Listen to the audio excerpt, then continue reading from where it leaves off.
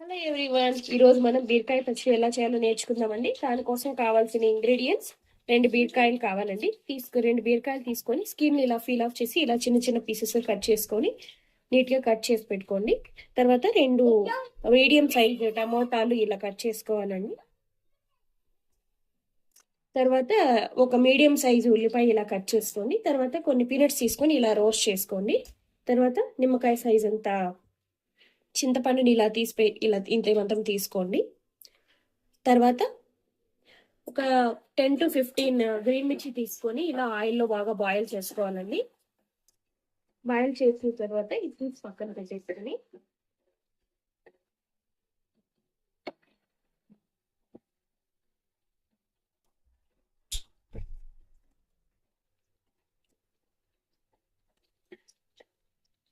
ఇది తీసి ఇలా సైడ్కి పక్కన పెట్టేసుకోండి.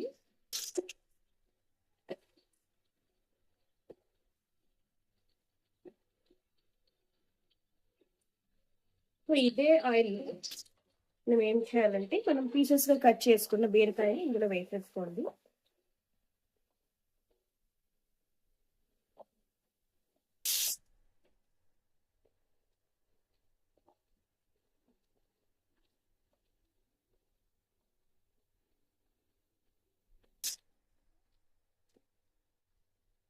ఈ బీరకాయ కాసేపు బాగా మగ్గాలండి. బాగా బాగా మగ్గి సాఫ్ట్ గా అయ్యేంత వరకు ఇలా ఆయిల్లో ఫ్రై చేసుకోవాలండి.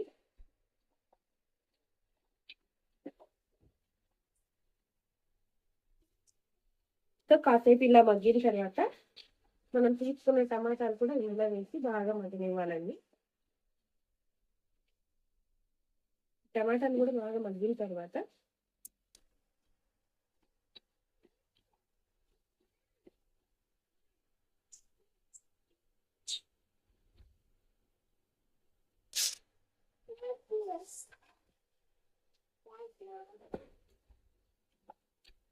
టమాటాలు కూడా ఇలా బాగా కాసేపు మగ్గాక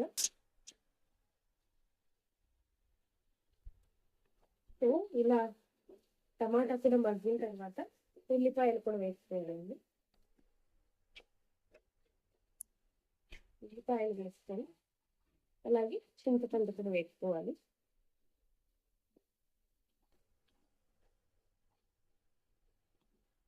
ఇవన్నీ బాగా మిక్స్ అయిపోయి వచ్చేసి అలాగే వదిలేయండి. ఇవన్నీ మగ్గిన తర్వాత కాసేపు చల్లారనివ్వాలండి.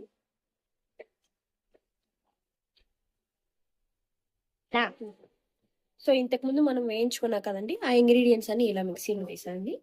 దాంట్లోకి కాస్త పసుపు, అలాగే జీలకర్ర కొద్దిగా వేయాలి. ఆనియన్ పీల్ చేసుకున్న గార్లిక్ కూడా కొద్దిగా వేయండి.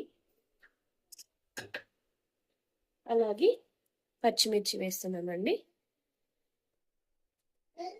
అలాగే గ్రౌండ్ నట్స్ కూడా వేయాలి. ఇవన్నీ వేసి మిక్సీ పట్టుకోవాలండి.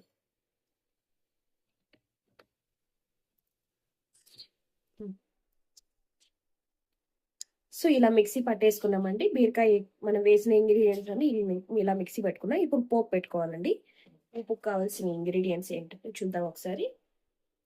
సో కొద్దిగా ఆయిల్ వేసుకుంటున్నానండి పోపు కోసం.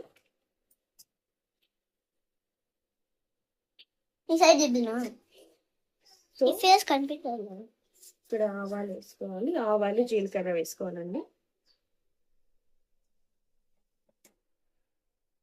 ఏంటది?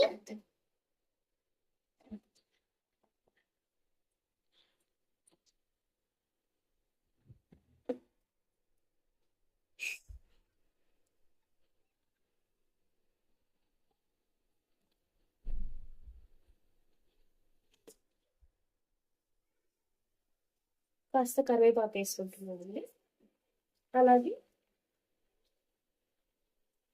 కొన్ని వెల్లుల్లిపాయలు తోలు తీసి పెట్టుకున్నానండి. అవి కచ్చా పచ్చగా ఇలా దంచుకొని అందులో వేసుకుందాం.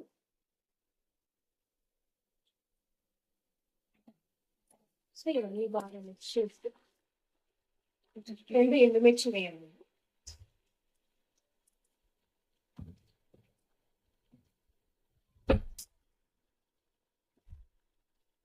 అలాగే ఈ బీరకాయ పచ్చడి చేసేటప్పుడు బీరకాయలు మనం వేయించక ముందు కొన్ని తెల్ల నువ్వులు కూడా వేసుకుంటే హెల్త్కి చాలా మంచిదండి. ఇక్కడ నేను ఈ వీడియోలో వేయట్లేదు, ఆప్షనల్ అండి, మీ ఇష్టం, కావాలంటే వేసుకోవచ్చు, లేకుంటే లేదు.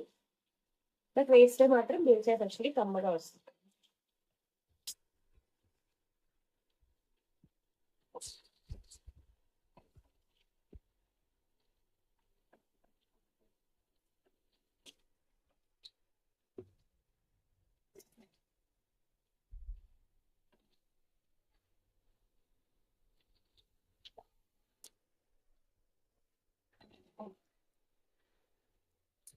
అంతేనండి, కమ్మని బీరకాయ పచ్చడి రెడీ.